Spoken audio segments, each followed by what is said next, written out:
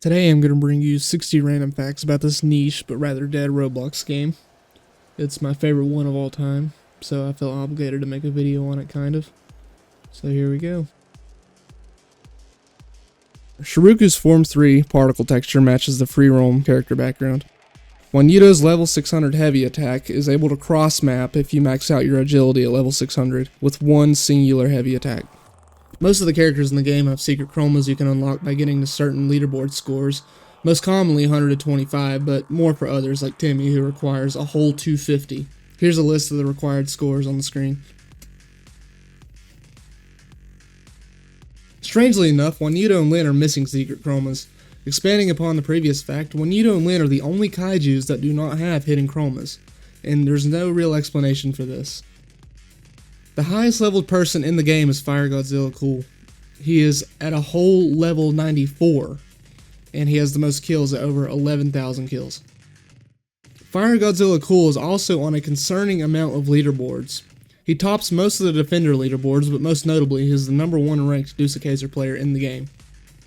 Juanito's Heavy does not break block with Flame Body active, as opposed to what it says in the description.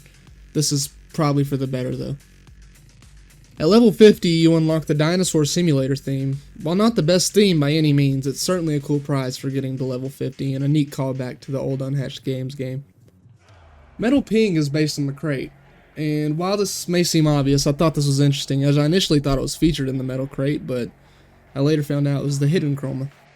The Jumping Spider model, which is Shiruku's hidden chroma, is the most physically altered chroma in the game, Christmas skins aside. The chroma features a bigger head, bigger arms, and a smaller body in general.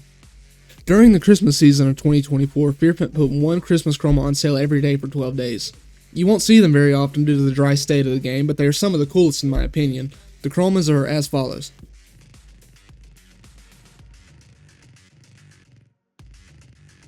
During the spooky season of 2024, there was a rather overlooked crate released in the shop, and it was called the Hallows Crate. It featured some of, in my opinion, the best and most unique looking chromas in the game. The chromas and their rarities are as follows. Timmy is the only grabbable kaiju in the game, being grabbable by Mayhem, Sasori, Shiruku, and Otoro Kyofu. However, there might be more, so correct me if I'm wrong. The only way to get war bonds are leveling up the Mega Mortar at the level 200 base or the turret at the level 300 base, or buying them if you want to do that.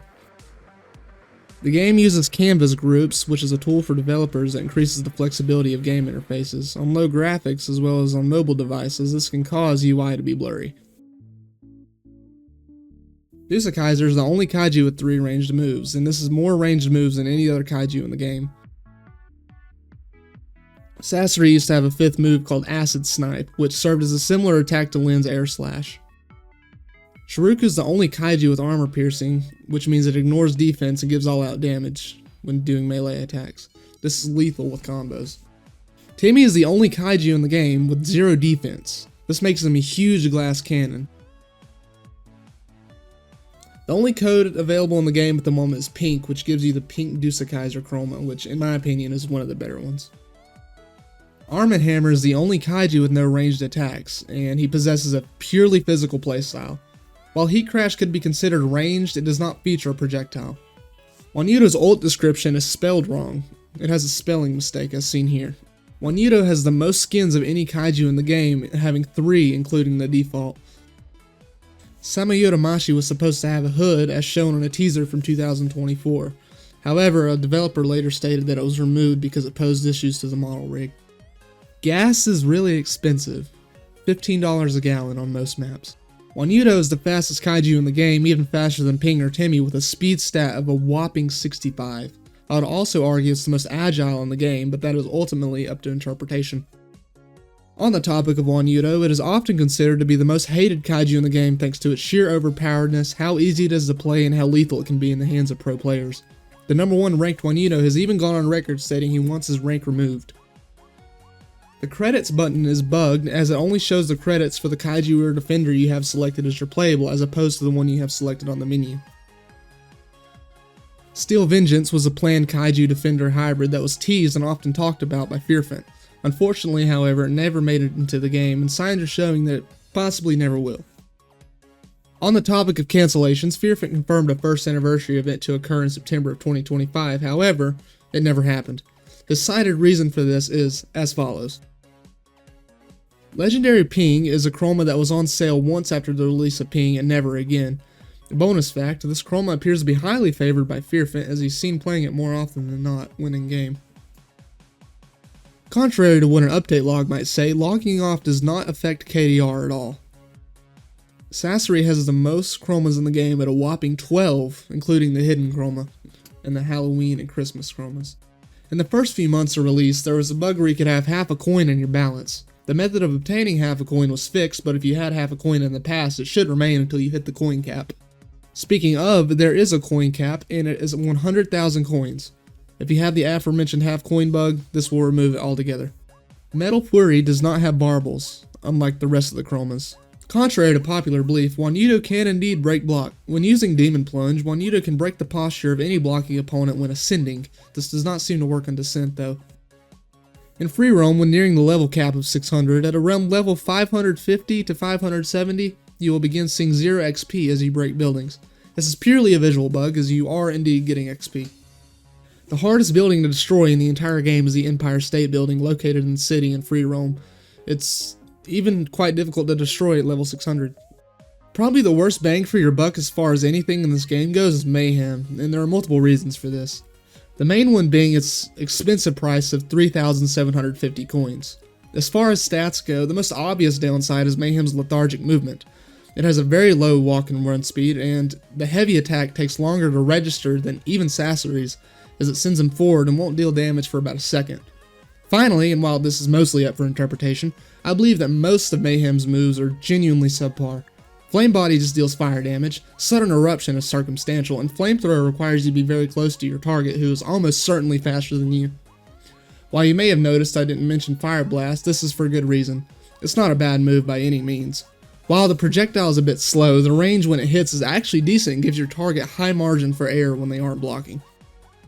The hit sound effect of Dusakazer's Poison Grenade and Poison Blast originate from Telemonster, the Chaos Edge, a popular and expensive Roblox gear.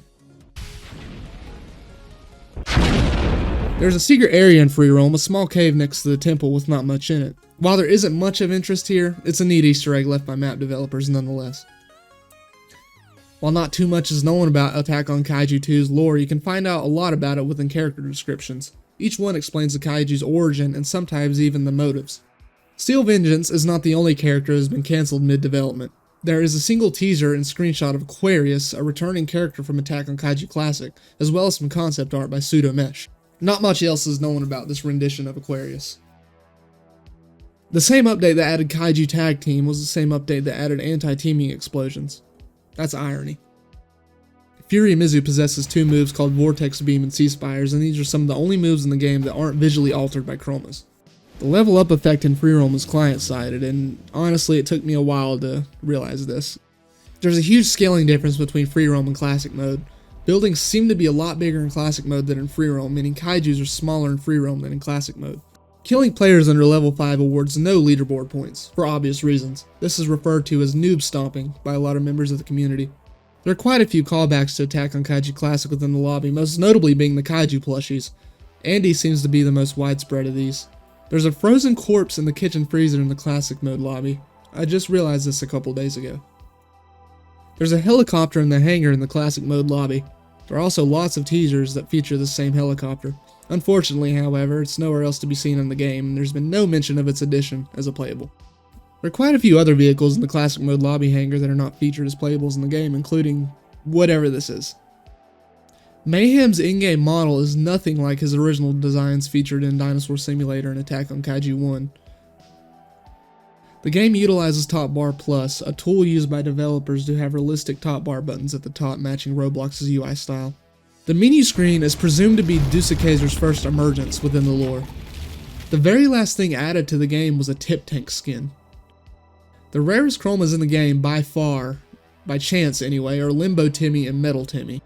Ishmael Arm & Hammer is based on a Roblox hat known as Dr. Ishmael, a part of the Mr. Tentacle series of hats. It is honestly one of my favorites on Roblox. Thanks for watching, I surely appreciate it. That's all 60 I have on hand, I might make more, I don't know. See ya.